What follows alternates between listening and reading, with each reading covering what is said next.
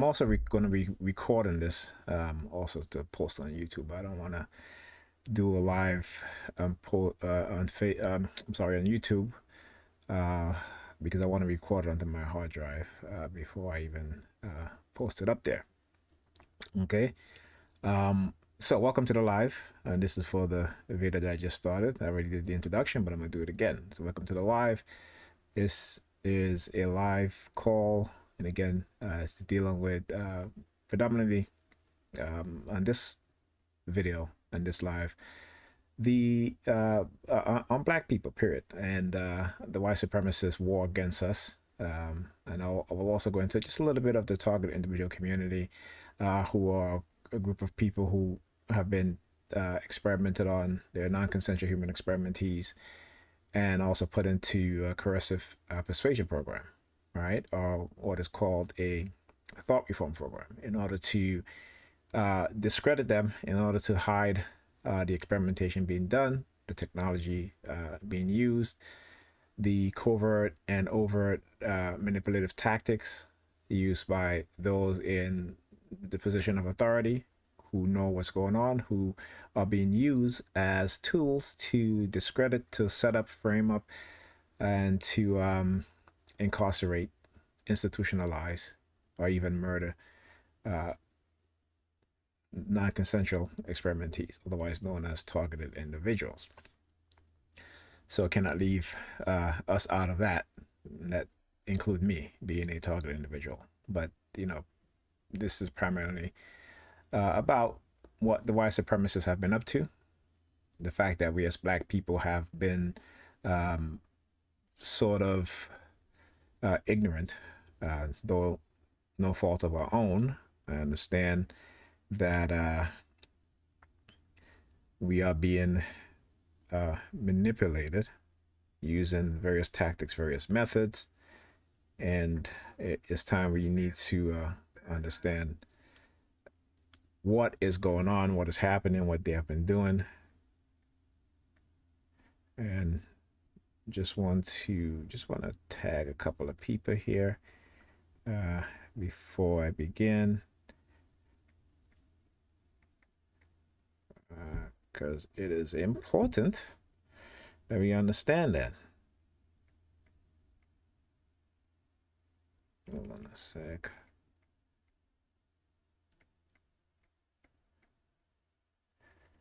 Okay.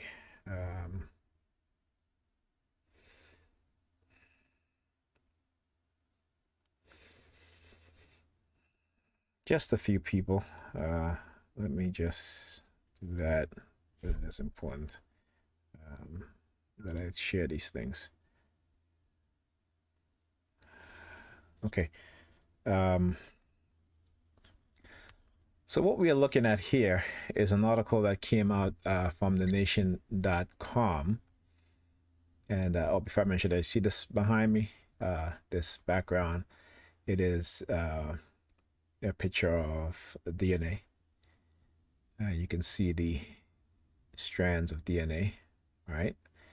And I'll get into that because it's important that we really truly understand, the war of white supremacy against black people on this planet, and what it is that they've been up to for the past 70 years in terms of the development of technology, the lies that they tell to keep us ignorant, keep us in the unknown on the technology being developed.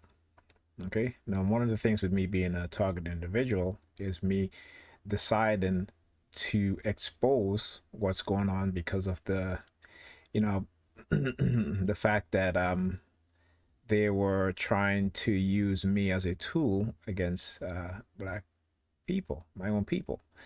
And the one thing that they try to do is use money, the promise of wealth, the promise of advancement within the society.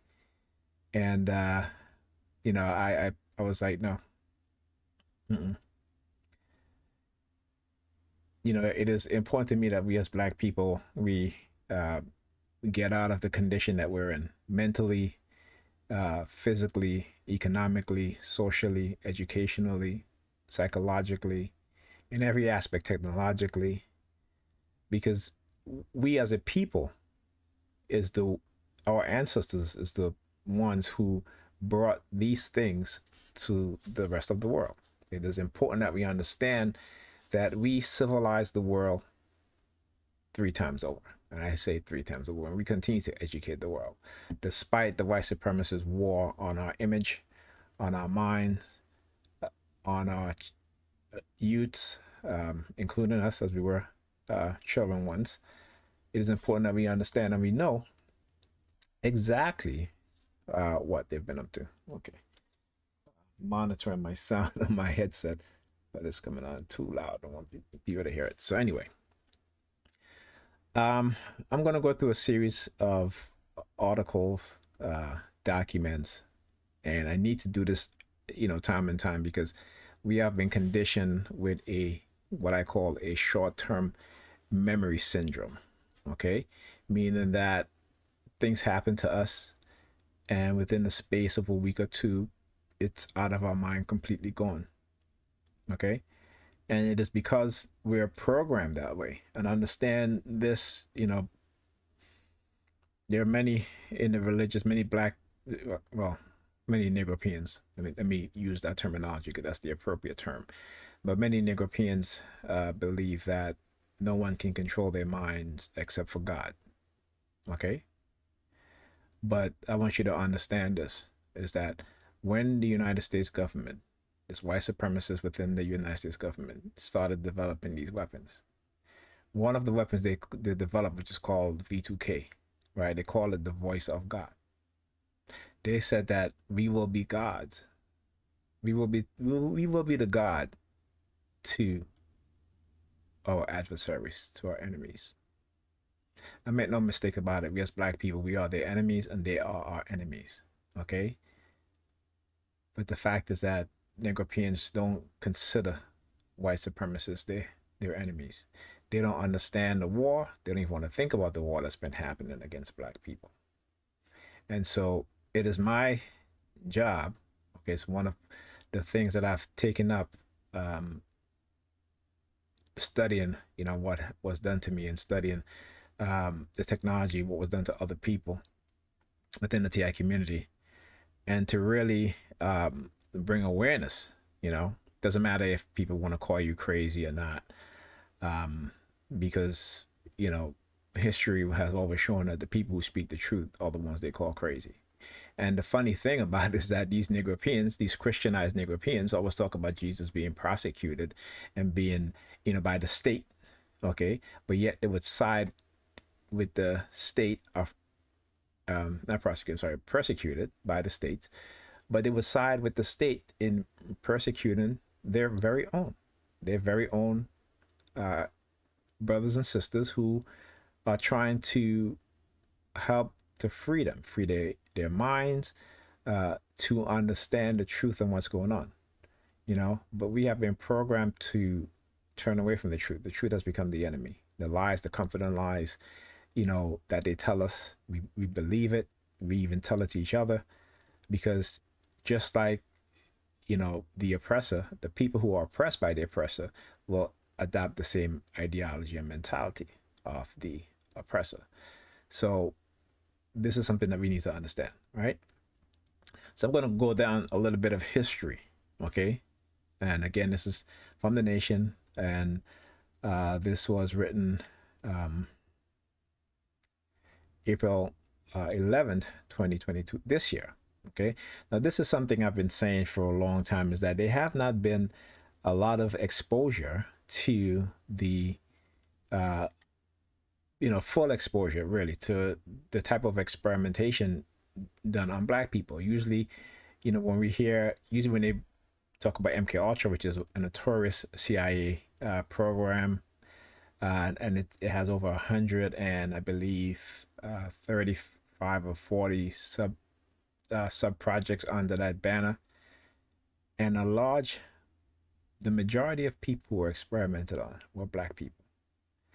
Now, when you look at any videos of MK Ultra, okay, and they show you any documentary, the victims is always white.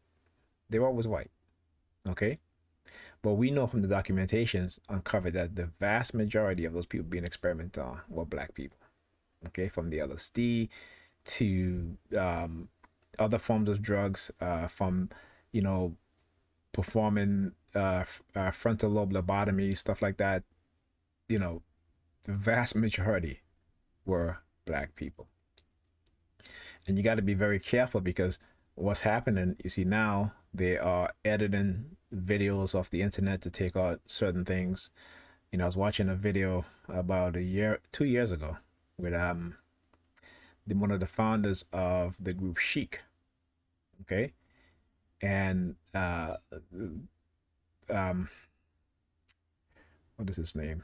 Let's tell you, my memory has been messed up ever since over 2 decades of being targeted in a certain manner. Kind of messes up your memory. So um, Nile Rodgers, okay, and he talks about how he met this doctor, this kid. He was a kid at the time. I think he was either 13 or 14 years old, and this doctor basically kidnapped him. Okay, basically kidnapped him. And for 3 days, he's hanging out at this doctor's house, this psychiatrist's house, and he gives him LSD. Right? He gives him LSD. Now, LSD is a drug that have been shown to have increased the creative ability of humans. Right? So it's no wonder why he became such a musical genius. Okay? And because of that fact, I think people overlook the fact that this kid, he was a kid when he was kidnapped and given the drug, LSD, by a white doctor, okay, who was a participant in the CIA MK Ultra program. So think about that, right? Think about that. But we tend to want to look at the fact that he became such a musical genius.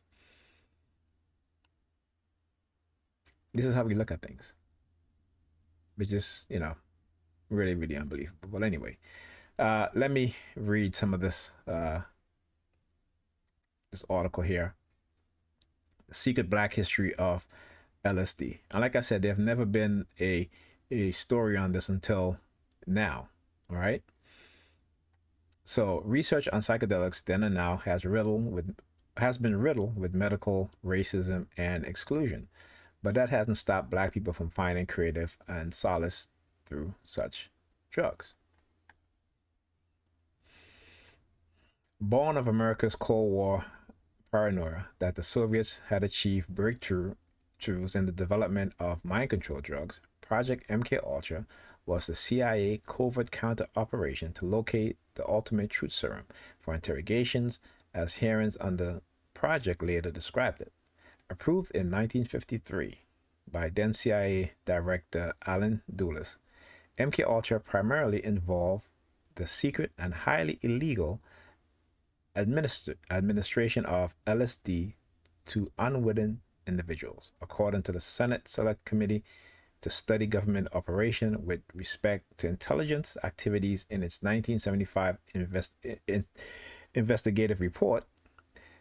In 1977, roughly 1,600 pages of misfiled documents were unearthed, showing that the 25 million effort by the CIA to learn how to control the human mind. In the New York Times description, not only saw the US government dose thousands of Americans and Canadian citizens with LSD without their knowledge. Remember, thousands here. We're talking about thousands, right? So how much? 10,000, 50,000, 100,000? Okay? As we know that they also release chemicals in the subways in San Francisco and also here in New York with LSD, right?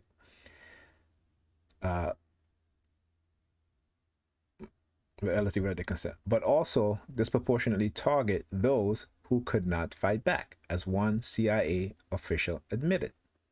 Black Americans were uniquely exploited during this first wave of psychedelic research. And this is something that they've never talked about.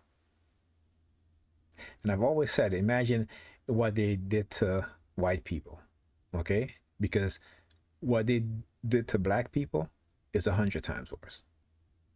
Okay? Uh, so let me read this again. Black Americans were uniquely exploited during the first wave of psychedelic research, concluded the authors of their 2021 University of Ottawa studies of abuse in the early trials of LSD.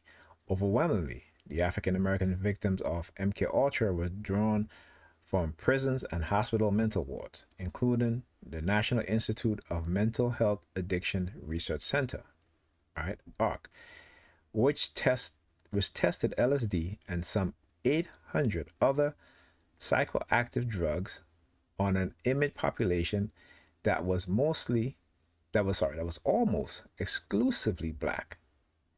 In numerous other MK Ultra experiments, according to the study, participants were subjected to differential and torturous treatment and dosing dependent on race. Dosing dependent on race. In one 1960 study, Negro men convicted on drug charges were recruited from prison and given LSD in a research ward, while a comparison group made up of professional white people at Cold Springs Harbor living freely took LSD in the principal investigator home under social conditions designed to reduce anxiety. In the 1950s and 60s, researchers weren't thinking about the need to take extra precaution with vulnerable populations, said Dana Strauss, a PhD candidate in psychology at the University of Ottawa and the co-author of the 2021 study. Whether or not those researchers were explicitly targeting Black Americans, yes, they were. They drew their participants mostly from prison where Black Americans were overrepresented because of racism in arrest, charges, incarceration, and sentencing. Just as the mistreatment of marginalized black folks in MK Ultra demonstrated the dangers of medical racism, so too does their exclusion from contemporary research into the effectiveness of drugs such as uh, psilocybin, chematine, and MDMA to treat trauma, anxiety, and depression. As what's been called the psychedelic renaissance in psychotherapy uh, blooms, this is a key moment to acknowledge that while the popular face of tripping has been stalked white since the days of Timothy Leary, Ken Kessley, the flower power, black folks have long found creativity and solace in the intentional and consensual use of psychedelics. But the war on drugs complicate that relationship. MK Ultra comprised some 149 sub-projects conducted by at least 80 institutions.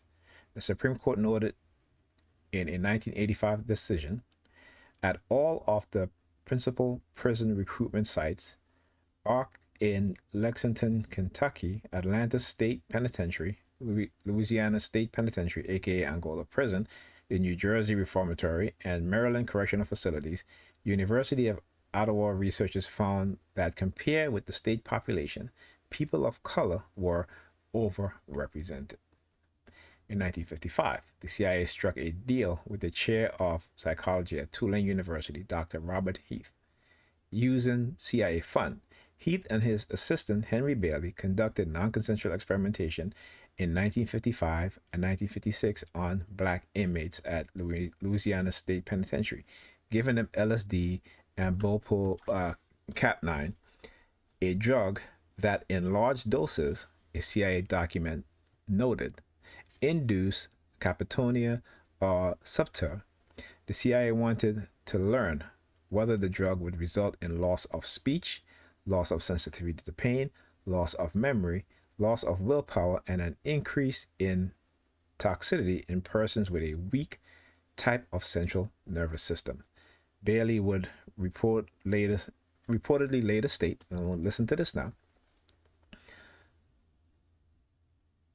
reflecting on the unorthodoxy of the forced treatment, that it had been cheaper to use niggers than cats because they were everywhere and cheap experimental animals. And I want you to understand that this type of mentality and personality has not changed the within those that we consider to be the brightest minds, the that gives us their recommendation, their development of drugs to give to our children, right? And not also that, but to us. The mentality has not changed. See, what they have done is create and develop new weapons to which they will lie, they will fool you into believing that these weapons do not exist. And I'm going to talk about that further into this live session. Okay.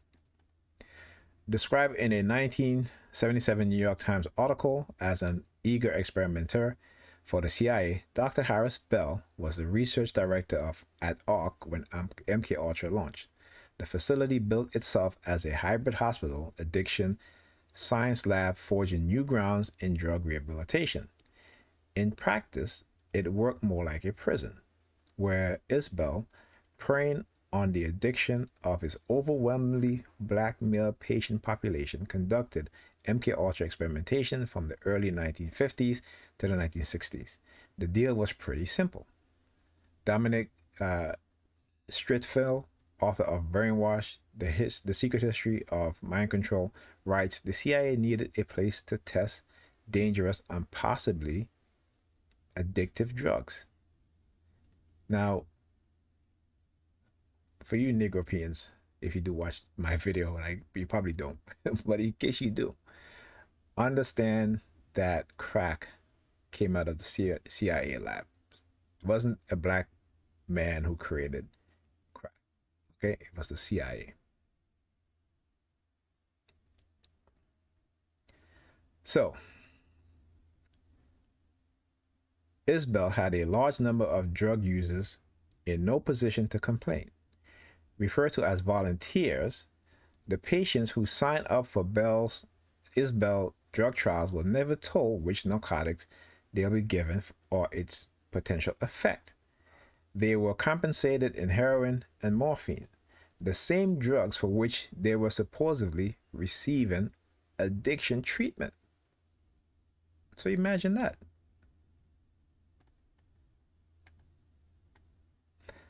And these two individuals, okay,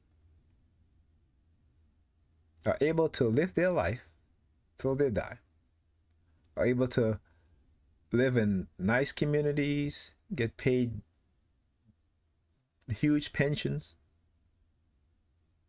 Meanwhile, the destruction of the thousands of lives that they've destroyed goes unpunished and unnoticed.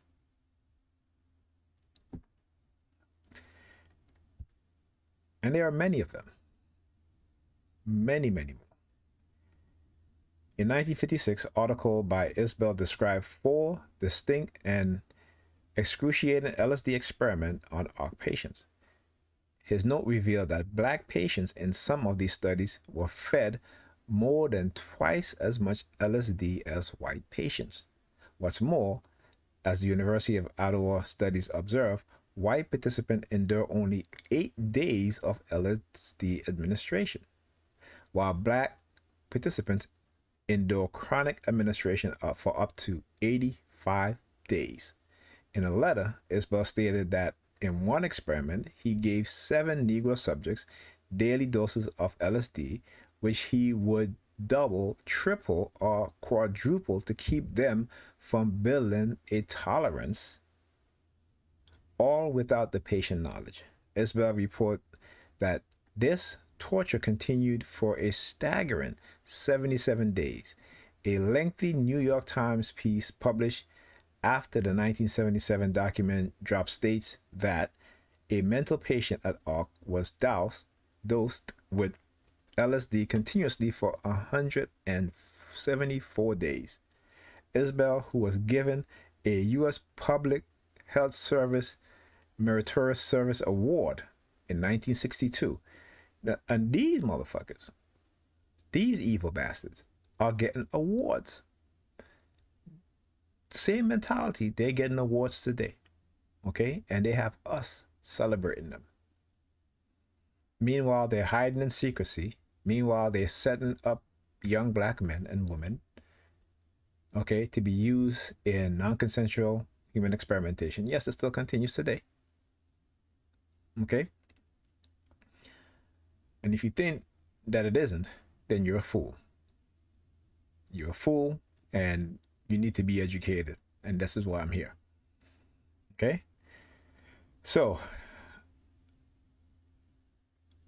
would tell a Senate committee in 1975 the ethical codes were not so highly developed and there was no great need to know in order to protect the public in assessing the potential use of narcotic. You know, we talk about ethics. Now, the United States put the United States and the world put the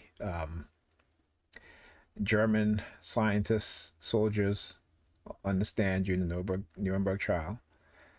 And they said, hey, you know, regardless of whether you're following command to the soldiers, right? That if your commander asked you to shoot down 100 Jews, and you did that,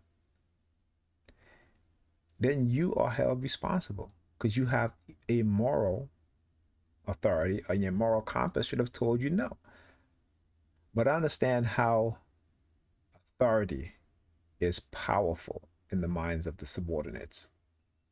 Okay? And right now, here in the United States, right, people in authority are using their position because they understand the power of those in the authoritative position over the subordinates and the general population. Okay? They understand this. This is nothing new. Okay? I would say for those of us who are non-consensual human experimentees, this is nothing new. We are just modern victims of non-consensual human experimentation. Throughout history, they have always been victims of non-consensual human experimentation. Okay. So he said, and to make recommendation about the need for control of these drugs. So it was very necessary. And I think personally, we did a very excellent job. Now, this is their mentality. They think that they did an excellent job in experimenting people. The thousands of lives, the tens of thousands of lives that they destroyed means nothing to them. And we should understand that as black people. Because you see, the crack era, that was the United States government. That was its security agencies. Okay? And yet, the victim of these programs are being blamed for the destruction and the community in their lives. I want you to understand how evil and wicked these people are. This is why when I hear black people talk about, drug dealers in the 80s who were young black men, I have to set the record straight for them.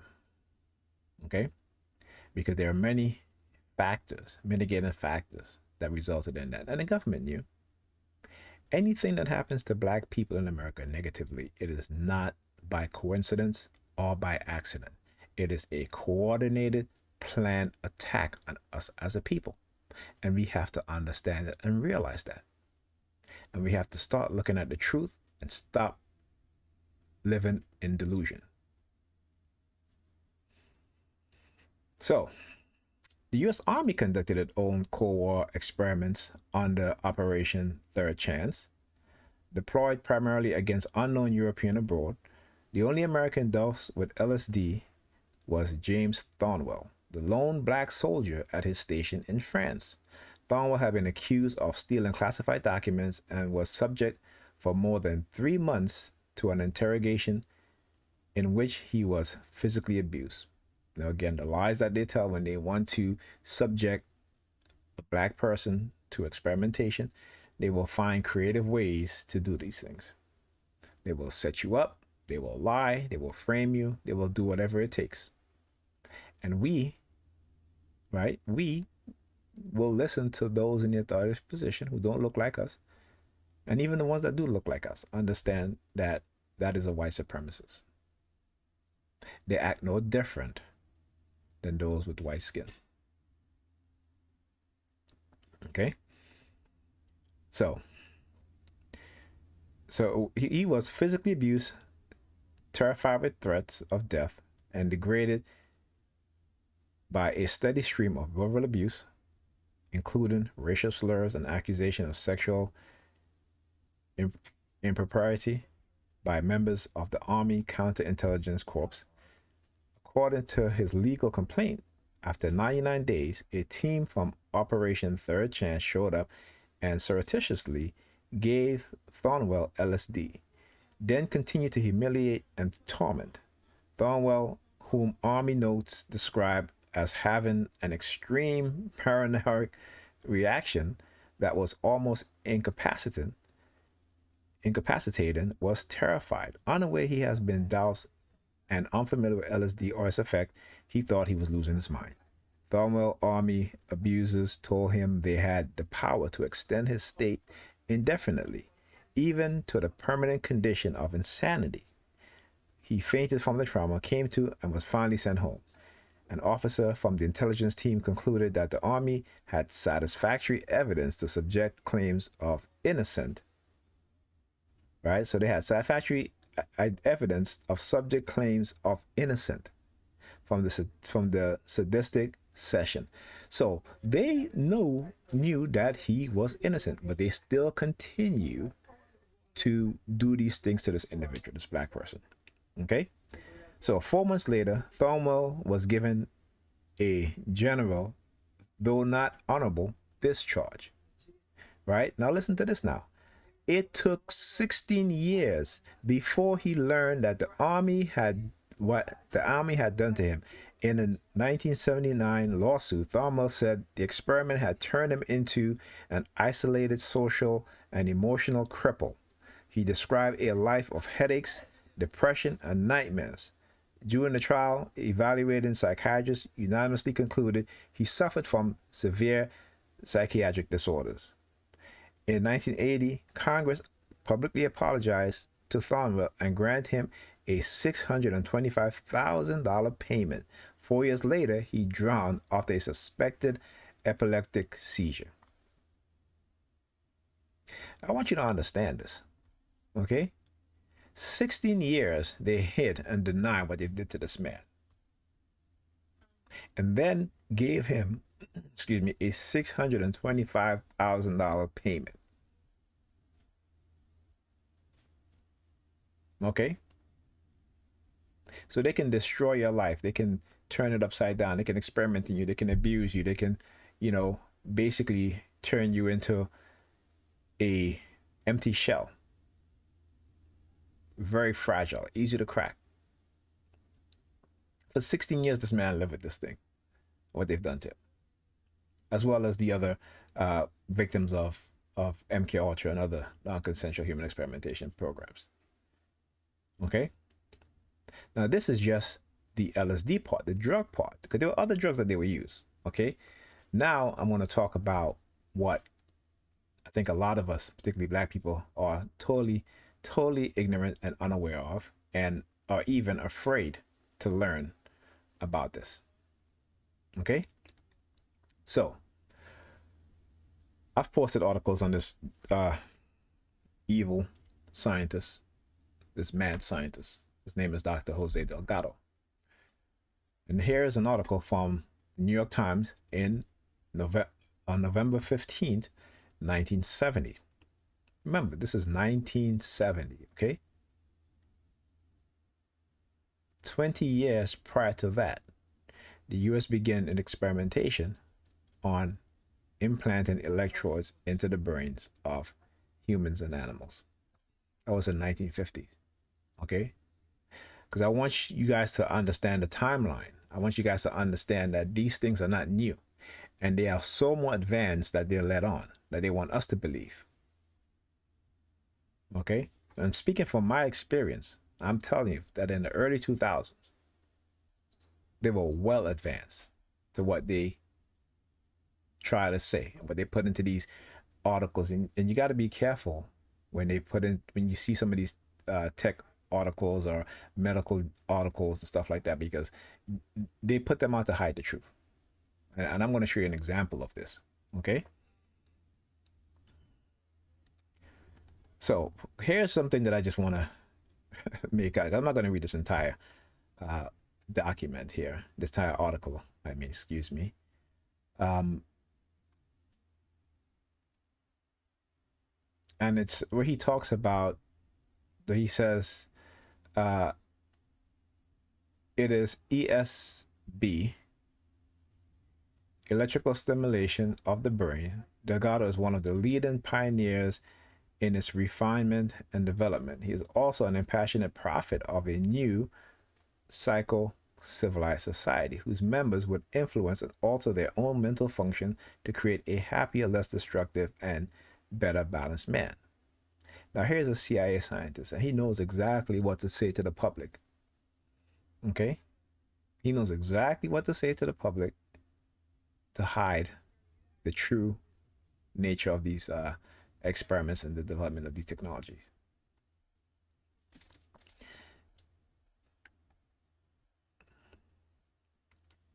So it says a few days earlier, this was before the start of classes, the New York Times ran a front page story on Delgado, which was picked up by newspapers across the country. It describes his most recent accomplishment, the establishment of direct non-sensory communication between the computer and the brain of a chimp. Now, with all this hula about Elon Musk and what is it, the brain chip, see, again, the sensitization of these as if, this is in development and this is new technology, this is going to happen. Here, this is in 1970. And it's telling you, right, that what he has done, Dr. Delgado, right, was the establishment of a direct non-sensory communication between the computer and the brain of a chimp. Now, when you talk about non-sensory, meaning that they don't have to hook up electrodes to your brain. It is done wirelessly. And this right here is the start of AI, ladies and gentlemen. See, they want to make you think that AI is something that, no, the U.S. government, security agencies have already developed an advanced AI based on the human brain, the algorithms, the neurons. They have mapped every part of the brain. They can broadcast a feeling of sadness over the population or a certain group of people. They can broadcast a feeling of happiness. They can broadcast the simulation of being high off of drugs because they understand every single part of the brain, not just biologically, chemically, but also neurologically and psychologically. Okay? So, this study was the latest in a series of experiments involving two-way radio wave contact with the brains of freely interacting animals. Now, freely interacting animals meaning that they can move around free in their habitat. There's no wires that's on them. There's no device they need to hold up or strap to them. They are free to move around. Okay? So, because it clearly demonstrates that behavior can be influenced by remote radio commands. This research has been seen by some as posing an ultimate threat to human freedom and integrity. Okay? So, in this, he says, the human race, he said, is at an evolutionary turning point. We are very close to having the power to construct our own mental functions through a knowledge of genetics, which I think will be complete within the next 25 years, and through a knowledge of the cerebral mechanism which underlie our behavior. The question is, what sort of humans would we like ideally to construct? Now, when you look at Black people today, particularly the younger generations, and particularly I'm talking about the majority, okay, you look at the behavior. I want you to understand this, that they can basically co-opt your consciousness. They can create within you a new consciousness, and you would not have any idea that the way. I'm gonna give you an example. Kanye West. Look at Kanye West before he made that statement about George Bush not liking black people, and after he said that. Look at his mindset, the behavior. You look at people like Clarence Thomas, who was a black man sitting on the Supreme Court, and he has done everything, everything, okay, to put black people backwards. So when you think that brainwashing is not real and you can't be brainwashed, with these technologies, there is nothing you can do without knowing about it. See, once you know about it and you understand, and once you change your center of thinking to a more Afrocentric way of thought, meaning that you put black people first, you want to do everything to uh, help black people, to elevate black people, and you have to constantly keep that in the forefront of your mind. You might have to jog it down, write in a piece of paper. Okay? You have to constantly keep aware of these technologies in order to understand how your mind is changing in a opposite way, okay, from what you intended. So, let's see here. There was another part in this I want to read because I don't want to read the entire thing. But close to some key points that I want to talk about. So, excuse me while I scroll up and down. I might, miss a certain part, but it's important that we understand these things, right?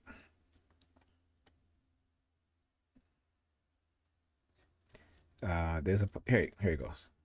So, okay, in a small corridor off the end of the main hallway are the animals' cages full of rhesus monkeys and gibbons. Right now, Delgado does goes into one room, opening the cage of a female rhesus named Linda, after his 8-year-old daughter. Hello, hello, Linda, he said softly to the monkey, who scampered up to the wide mesh ceiling. It's okay, come down. He takes a piece of apple, holds it out to her. Linda comes down, grabs the apple. A moment later, she throws it at Delgado. He laughs. That's not nice, Linda. Come down. She consents at last, comes swiftly to sit in Delgado's arm and throws her own around his neck. He parts the hair. Listen to this now. He parts the hair on her shoulder, revealing an almost revealing an almost invisible transdermal brain simulator. Okay? Now, where did he part the hair? On her shoulder. So these things don't even need to be implanted in your brain. They can be implanted anywhere in your body. I remember this is 1970 now. Okay? So almost invisible. So how small are we talking about here? Today we're talking about nano-size computer chips. Nano-size. You get the idea what I'm talking about? A strand of hair, I think it's like 35 nanometers small. Okay, that's the strand of hair, right? That's the thickness. Okay. Do you understand that they can, we talk about 50, from like 15 nanometers, even on up, we're talking about so small. Okay, these things can travel through your body. They're like cells, some even smaller than cells, and they can be programmed. These robots can be created. Okay, they can be programmed.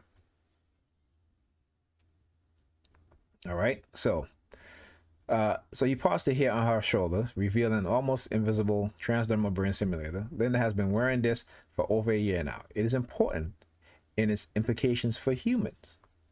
One of the real difficulties with humans is the cosmetic one. This transdermal can be placed below the skin and sealed forever so that there are no unsightly plugs or equipment showing. We're working now on another one that would be even smaller. Okay? Just want you to understand this. Now, how many of us are out here walking around being chipped? That's the question you need to ask yourself. Okay? Is it the entire black population?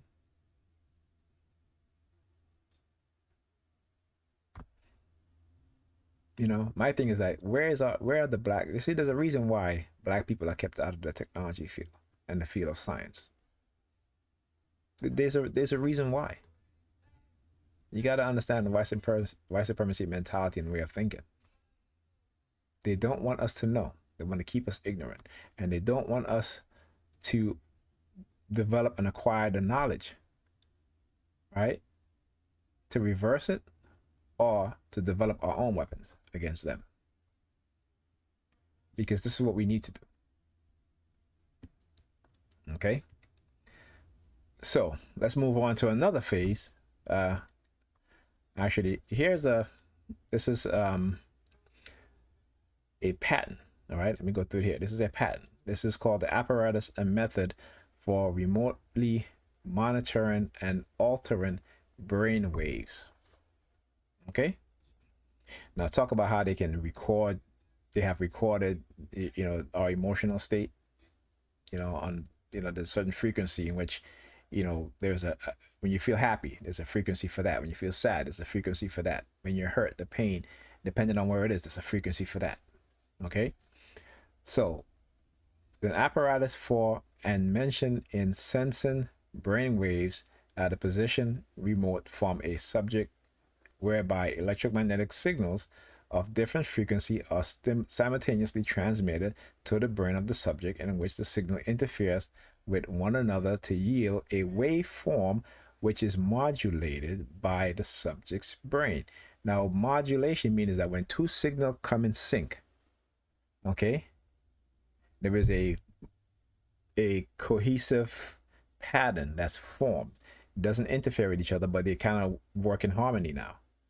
Okay, and when those frequencies are working in harmony, they can introduce those frequencies, those signals, even words. Okay, and because we're not hearing somebody else's voice, we're hearing our own inner voice in what is called intracranial. Okay, or what is called synthetic telepathy. Okay, so we need to understand these things. We need to really pay attention. We're too busy bickering and arguing over stupidness, while our enemies are the ones that are controlling us. Yes, they are controlling us. If you think that the mind that you have is of your own, it is not. And go read the book by Dr. Amos Wilson called The Falsification of the African Consciousness to truly understand what I'm saying. Okay? So, now there is something here. Here's what I wanted to read here. We know that and this is Dr. Jose Delgado. Before I move on, where we at here?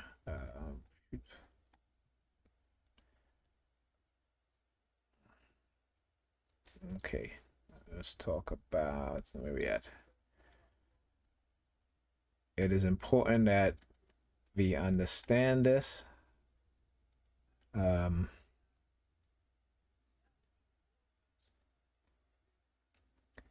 Okay. I don't know what happened, but I had it to where what I wanted to read.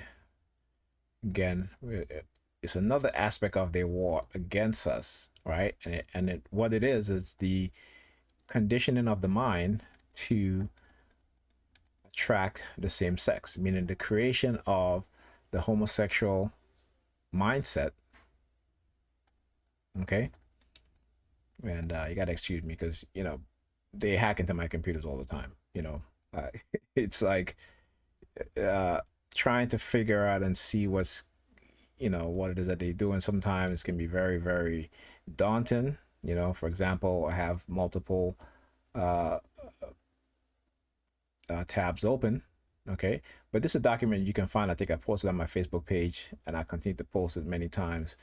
But I specifically want to get to the uh, part on Dr. Jose Delgado where they talk about uh, changing the sexual preference of a 12-year-old boy. Okay, this is I think, what was it? See if I remember uh, what section it was. Gotta excuse me. Apologize for the delay. Okay, I think I moved back too fast, too far. Where we at here? Jeez. Okay. Um,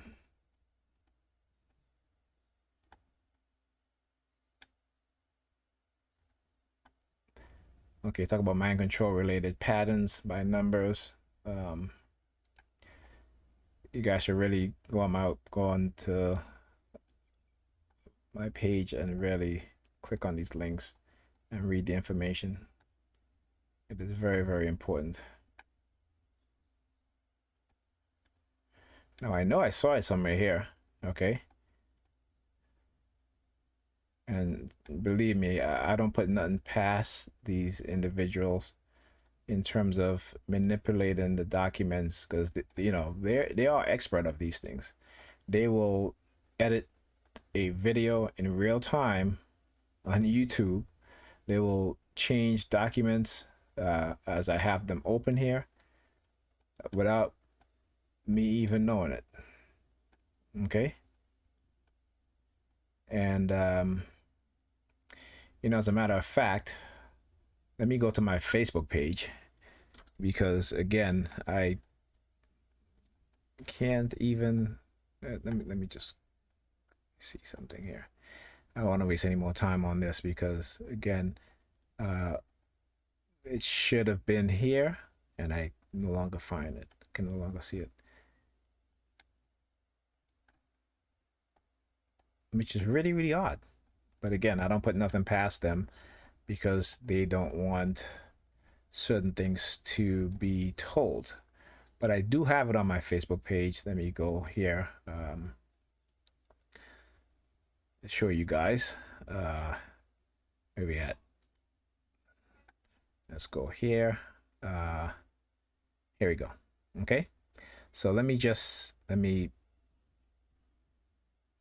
read this. Okay.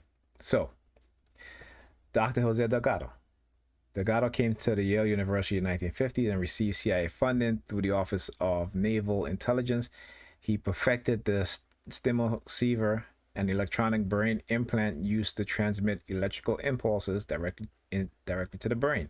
One version of which used a radio signal to remotely deliver electrical stimulation to the brain. In one experiment, Delgado remotely stimulated the brain of a normal 11-year-old boy who became confused about his sexual identity and proceeded to tell Dr. Delgado he wants to marry him.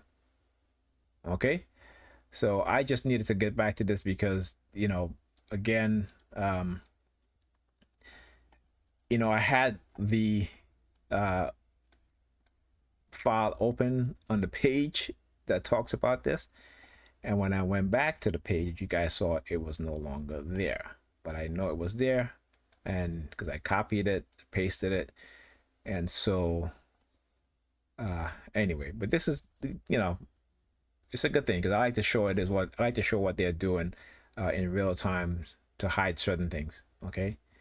And so when you see the increase in homosexuality and bisexuality within young black people today, okay, there's a reason for that.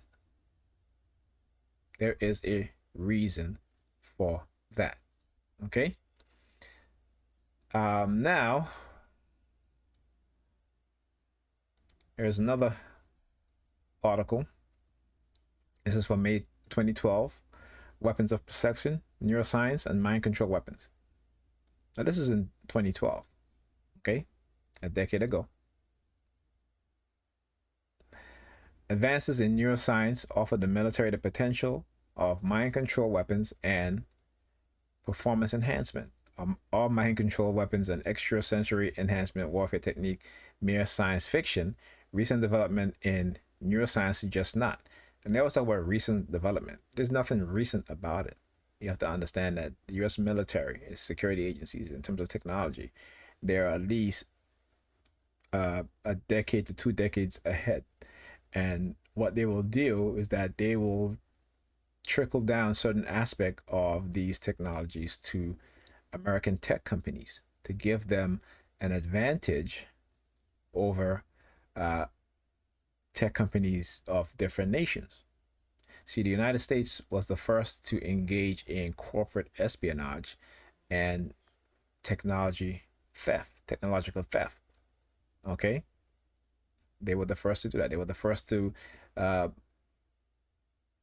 create what is called malware, right? And embed them into the motherboards, right? So when countries were being hacked, they were wiping their hard drive clean, but they were still being hacked, particularly China. And it wasn't until they realized that the malware was embedded within the BIOS of the motherboard that they banned any computer, right? Any from American companies. And remember too, the internet was developing in the 1970s, right? The late 1970s. There's nothing that happens on the internet that they don't know, that they can't manipulate, that they can't remove, they can't edit in real time. Okay? Okay, so the new report, Neuroscience, Conflict, and Security, formed part of a series of that examine the impact of neuroscience on society, dealing specifically with the potential application in advance in neuroscience to the armed forces and security personnel. It was chaired by Professor Rod Flowers, FRS, a professor of biochemical pharmacological,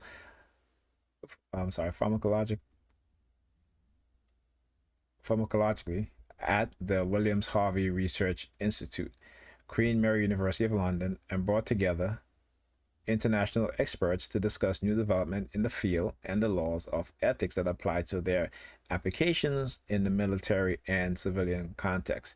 According to Flowers, it was the first time Ministry of Defense, MOD, Defense Science and Technology Laboratory, had to work with academia in neurosciences. Again, another lie. Another lie. Here I best share with you Dr. Jose Delgado, Dr. Robert Heath in the 1950s. Okay? Working with the CIA, working with the military to develop these things. See, I want you to understand the truth.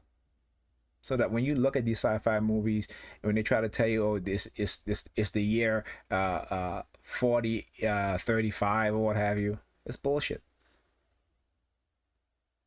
You know, when Tom Cruise came out with the movie Minority Report, you know, they pass it off as being some futuristic thing, but no. What we find out less than 2 years after the release of the movie was that police in Great Britain and here in America were doing what is called predictive crimes that didn't even happen, but they would, you know, send people letters saying that they will be watched. I'm not making this up. You can go to YouTube and go to Vice, all right, which is, they do great journalist work. Go to Vice, you'll see. This was 2 years after Minority Report. And I understand is that Hollywood gets a lot of its sci-fi idea from the military. A lot of its writers, a lot of its influences, right, come from the military, come from the Defense Department, come from the CIA. Okay? So now let's talk about brain fingerprinting. So how is it that they can identify you through your brain frequency? Because you see, though the brain operates on frequencies that we share as human beings, our consciousness operate at a different frequency,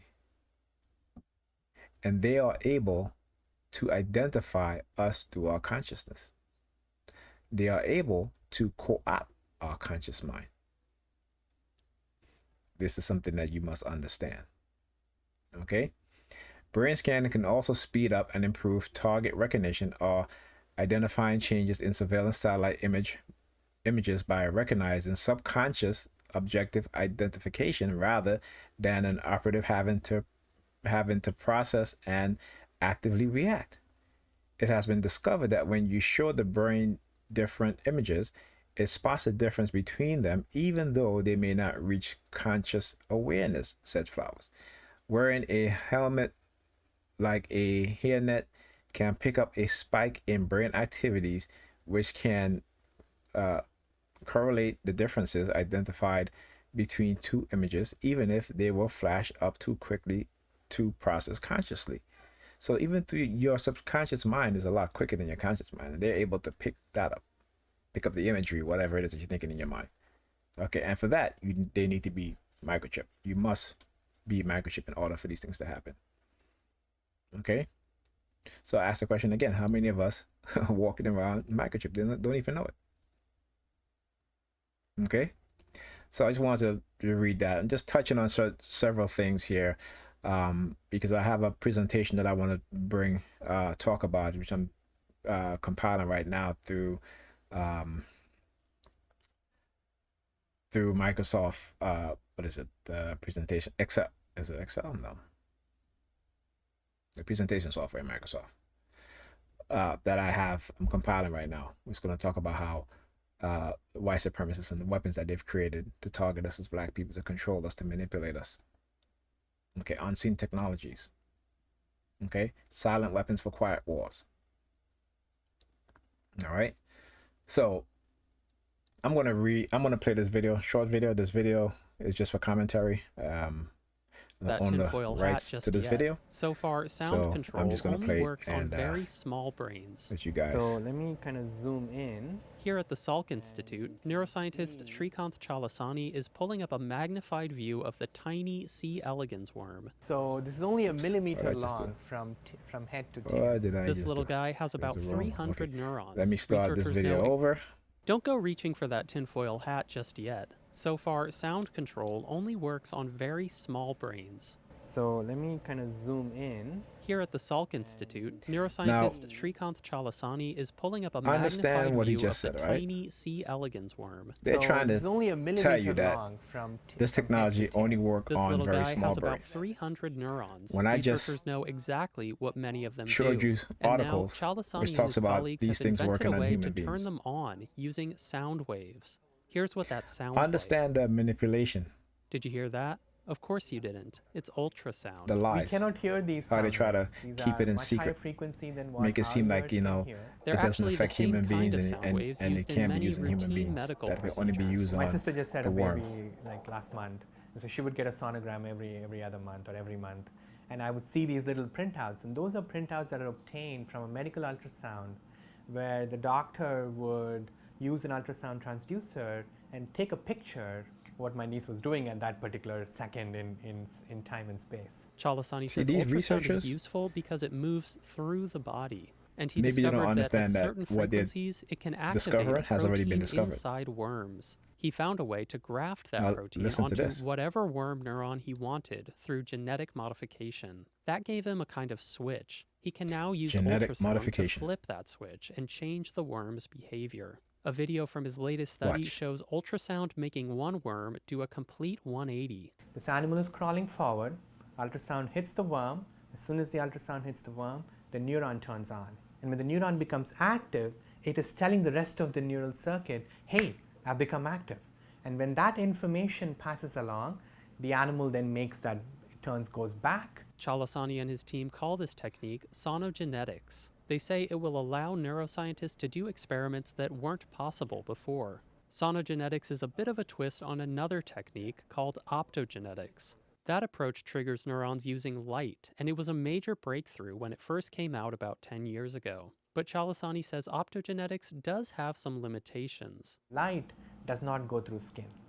Light gets scattered by tissues inside the skin as well. So you have to be pretty close to where you want to turn the cells on. That means surgery. Some mice outfitted for optogenetics have fiber optic cables sticking out of their skulls. Ultrasound, on the other hand, can go through skin. It's a long way off, but Chalasani hopes one day ultrasound could help treat human diseases. This is me with the power on. He says there's already a surgical procedure that is benefiting people with Parkinson's disease by stimulating cells deep within their brains. This is me when I turn it off. You won't be able to read that, it's shaking too much. So it's almost an instantaneous reaction. He thinks maybe ultrasound could deliver the same result without requiring surgery. Our hope would be that sticking a little ultrasound transducer outside of their brain would be enough to turn on those cells. Of course, sonogenetics has its own limitations. Okay. Ladies and gentlemen, again, the reason why I'm showing you this, and I'm giving you the truth so that you understand, with this technology, there is no limitation. Okay? There is a document called The Mind Has No Firewall. And again, I hope you understand that the only defense against these things is to have the knowledge. Also, is to develop technology that can counter these things. But understand that even though you have the knowledge of this technology, they can still do certain things. They can still command you to do certain things. Okay? Let me give you an example in my earlier years of being a targeted individual. So every Saturday, I shouldn't say every Saturday, but every other Saturday, I would get up out of bed like clockwork on a Saturday, take the train into Manhattan, and go to a particular Barnes and Noble. Okay? And every time I approached that Barnes and Noble, there were a white gentleman. Sometimes he's by himself, or there'll be two of them. And when they see me, they would give me the thumbs up. And that went on for months until I realized that I'm saying to myself, what's going on here? Because this happens every time. So I started to consciously, though I felt the urge to go, a very, very strong urge to go, get on the train, go to this Barnes and Noble, I stopped. I made a conscious effort to stop, no matter how the feeling was so strong. I stopped.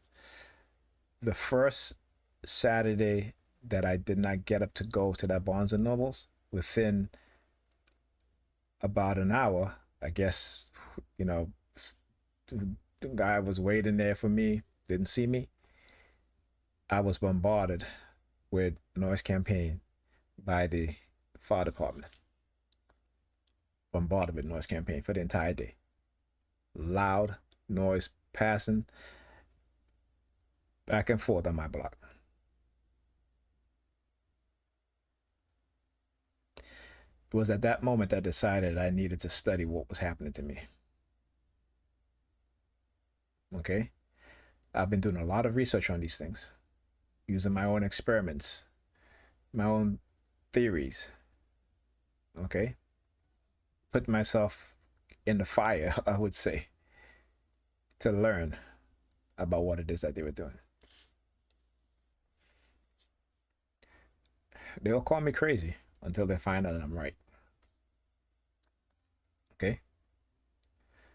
Now, specifically for us as Black people, we need to understand that these white supremacists have been at war with us since forever. Okay? From the time slavery ended, whether it be here in America, in the Caribbean, or the rest of the diaspora, the white supremacists have been at work to create other ways and develop other ways to control us. And these are the technology in which they are using. Okay? South Africa. This is 2003. May 28th. This is an article in these times. It talks about the bio war and the apartheid legacy. Just as the threat of Iraqi weapons of mass destruction now seems a neo-concocted mirage, word began leaking out about the spread of bioweapons, far more threatening than anything in Saddam Hussein purported arsenal, which we all know that there was no biological weapons, that Saddam Hussein had. It was all a lie by the CIA, by the Bush administration in order to invade Iraq. Okay? For the oil. That's basically what it is. And they lied.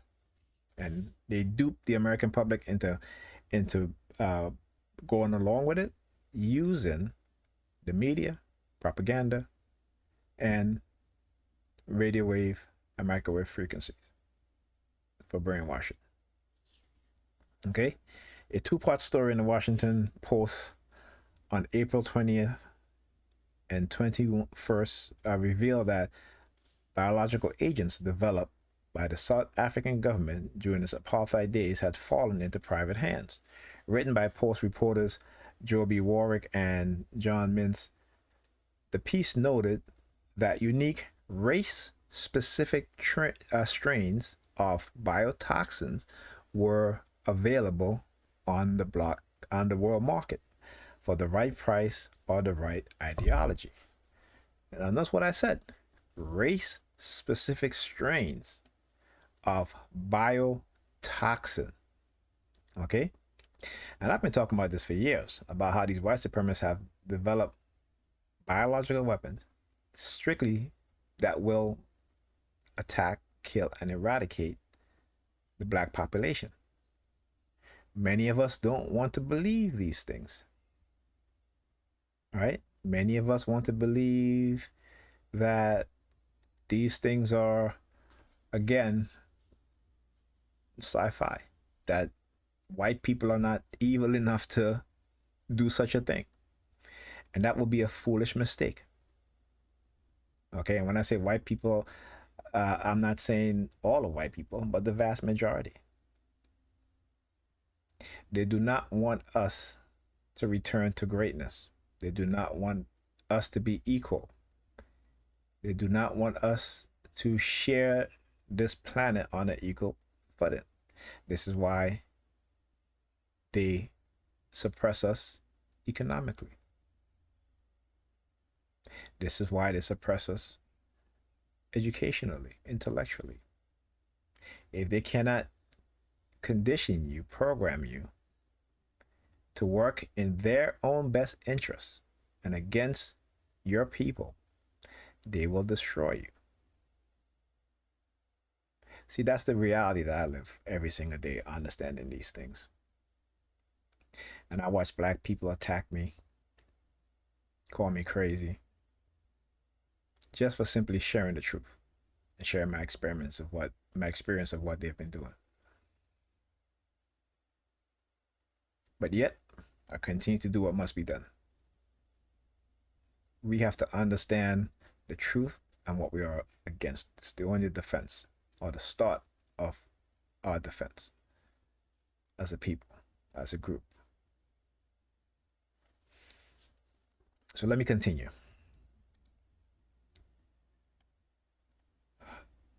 Water Basin, the man who directed South Africa's clandestine bioweapons program, spoke candidly to federal officials of global shopping spree for pathogens and equipment, of plans for epidemic to be sown in black communities, and of cigarettes and letters that were laced with anthrax. The post says Basin revealed the development of a novel anthrax strain, unknown to the U.S.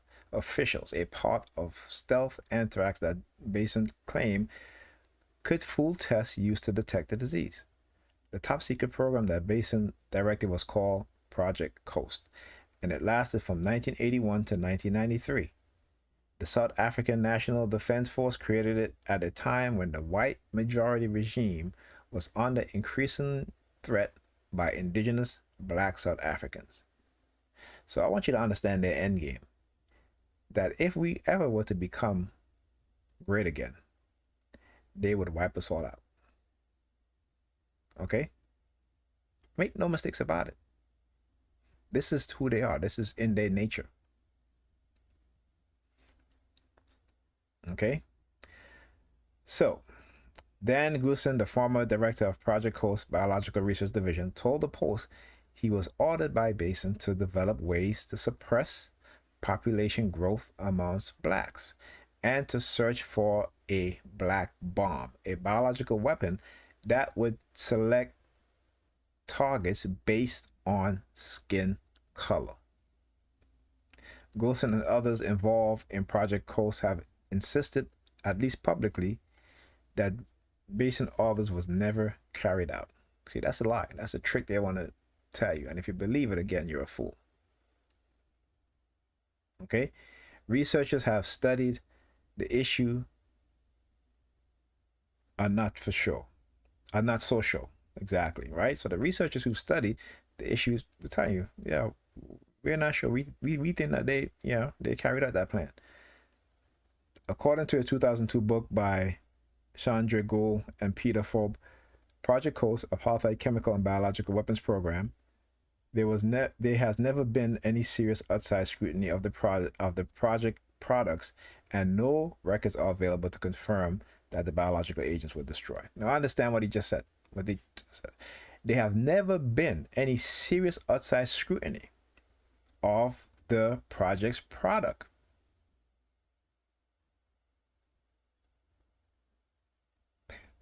See, white supremacy is a global thing. It is not just in America. As Neely Fuller said, what you think you know about white supremacy is nothing compared to what white supremacy is, what it encompassed, and the many tentacles that it has. Okay? The Washington Post even noted Goosen says many scientists kept copies of organisms and documents in order to continue work on dual-use projects with commercial as well as military application. A May 2002 story on Project Coast in the Wall Street Journal reported that Goosen said he has been visited by scores of people looking for stuff to kill the blacks. This is what he said, right? Scores of people looking for stuff to kill the blacks. Race-specific weapons naturally are in hot demand among races. So it's no surprise that South Africa's race-specific research is highly coveted. In January 1999, the British Medical Association, BAMA, began warning the world of the danger of ethnic weapons. Although the report, Biotechnology, Weapons and Humanity, made no direct charge, it said that BAMA could no longer ignore the varied reports that such weapons are currently being developed. The report concluded weapons could theoretically be developed which affect particular versions of gene clustered in specific ethnic or family groups. So all you people out there running around giving your DNA to 23andMe and all these other things, you have no idea. None whatsoever. Especially black people. Okay. So the possibilities of producing such weapon have been enhanced with the 2002 completion of the Human Genome Project. In 1999, Bama's study was provoked in part by a 1998 story in the London Sunday Times alleging that Israel already has developed a genetically specific weapon. Unnamed South African sources, according to a report cited by the Times, says Israel scientists have used some of the South African research in trying to develop an ethnic bullet against Arabs. Report link between Israel's ethnic weapons and South Africa's Project Coast are tentative. Some would say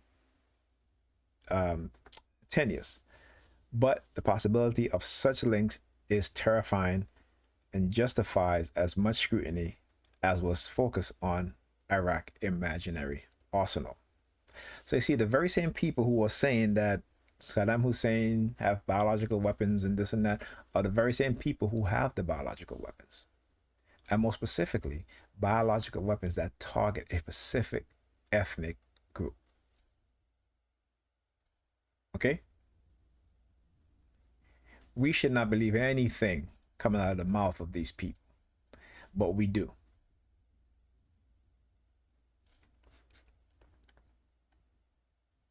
It also appeared that the anthrax incident of 2001, in which 5 people died and 13 were sickened, may also have a South African connection. The Post noted that officials found evidence at a Frederick, Maryland pond that may explain how the perpetrators of the deadly attack used water to handle the lethal toxin without infecting themselves or losing the anthrax spores. On May 11th, the Post said the water theory is a result of the FBI interest in one person, Stephen J. Hatfield, a medical doctor. Listen to this. A medical doctor and bioterrorism expert who formerly worked for the U.S. Army and who lists South African diploma in diving and underwater medicine on his resume. A June 2002 article in the Hartford Current report that Hartfield also worked with a guerrilla unit of the white supremacist Rhodesian Army from 1978 to 1980, when an anthrax outbreak killed hundreds and sickened thousands of villagers. He also lived in South Africa, where he completed various military medical assignments. Hartfield's connection to South Africa and Rhodesian apartheid are much more apparent than his alleged link to the anthrax mailing, but the legacy of Project Coast blurs that distinction considerably. You gotta pay attention, you gotta pay attention. We are fighting over stupidness and silliness. We are watching our youth go down a path that have been conditioned into them that is for the destruction. Every generation of black children is worse off than the previous generation. But yet we can't see that. And we feel powerless. There is no social responsibility for those black people who are in the upper class to do anything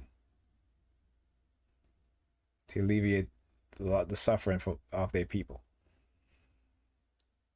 And they themselves don't even quite understand why. They don't know. They don't think about these things. Okay? Because they are programmed, brainwashed, conditioned to not think about these things. Okay? So let's see here.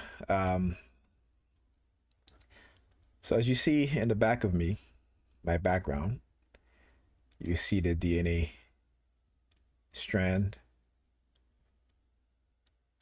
Okay, and it's important that we understand this, that part of these ethnic biological weapons against us is based off of our DNA.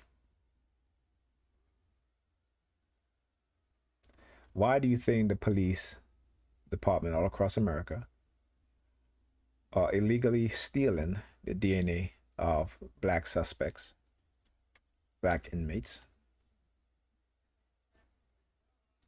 There's a reason why. Not only to create a database, but also to look into your ethnic background. They are searching for a lot. And we are just, besides those that are incarcerated and besides those who are suspects or what have you, but the rest of us, the majority of us, are freely giving our DNA away to these people. The job they have done on us as black people is to ignore white supremacy. Though we see our brothers and sisters are getting killed on a daily basis, there's a reason why we're not angry. There's a reason for that. Microwave and radio wave frequency weapons. That's the reason. They're able to turn off our anger at will. They're able to make us forget at will, to shift our way of thinking, to move on, to repeat the same thing. Black man, black woman get killed by the police. We march, we pray, and we go back to repeating the cycle.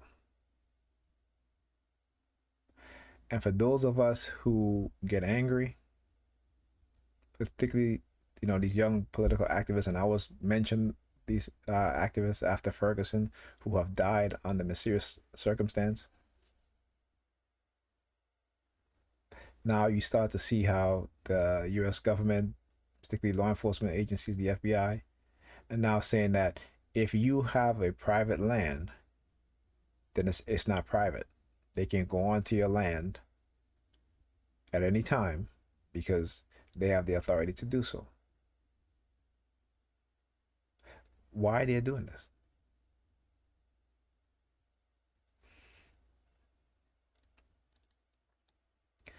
So, while genetic weapon targeting population and countries are still some way off, yeah, okay.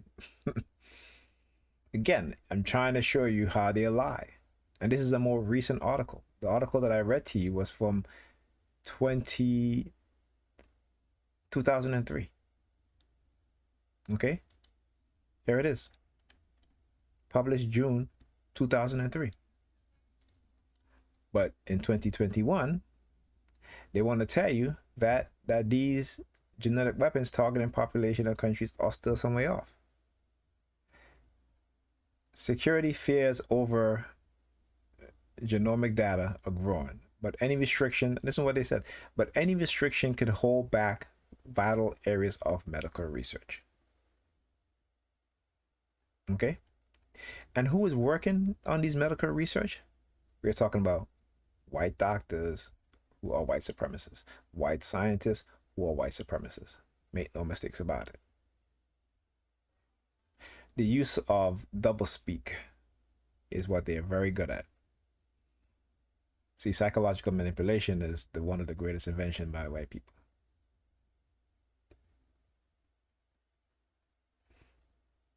And this is learned because of how they came about, what they had to do to survive in the climate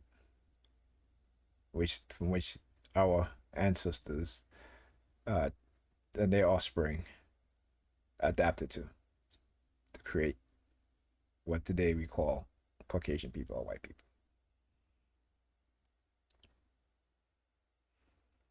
Okay, so let's see. The U.S. should consider restricting the export of its human genomic data to guard against potential future attacks by Russia or China with DNA targeted weapons according to a specific risk assessment. It's funny how they love to talk about Russia and China, okay?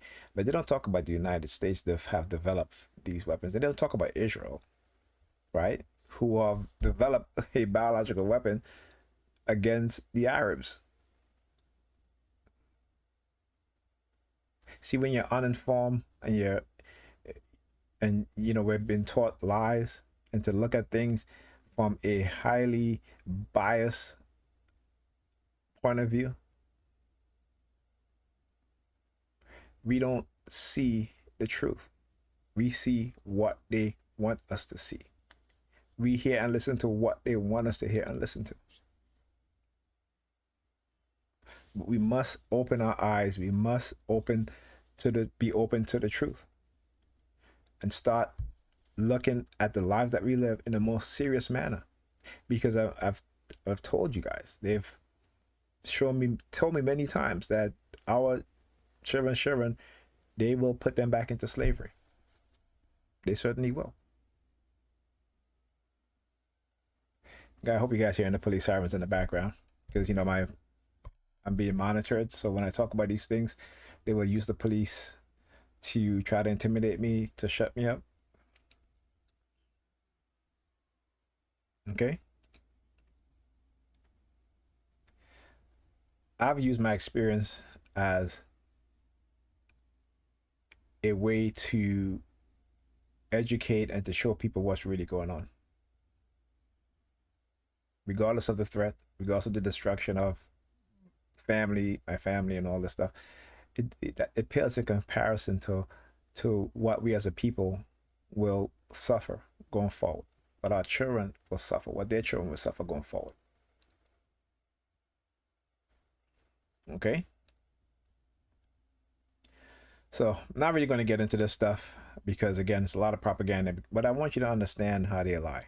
I want you to see it yourself. This is why I always bring up articles from, you know, a decade ago, 2 decades ago, 5 decades ago, to show you the truth and how far advanced that they've gotten. So imagine I talk about Dr. Jose Delgado, you know, implanting a chip into the shoulder of a monkey, and it's able to manipulate that monkey's mind using radio wave frequency. And this was this was an article that was written in 1970 in the New York Times.